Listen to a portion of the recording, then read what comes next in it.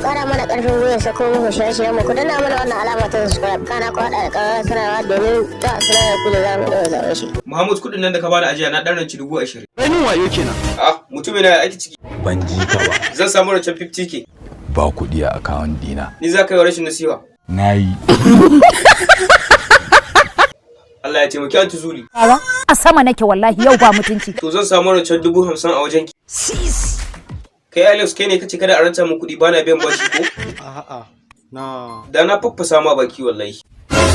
Dan Allah kai hakuri. Okay nayi. Mai sana'a da Allah zan samu rancen 50,000 a wajen ka. Kuɗi na fa na kasuwanci ne. Dama kai dan rashin nasiha ne. Ayya! Daga baya kenan. Allah ya ja zamanin sarki. Da Allah zan samu rancen 100,000 a wajen ka. Amma fa ba dan na biya ba. Ko a zamanin mulkin wallaka ai ba haka ba.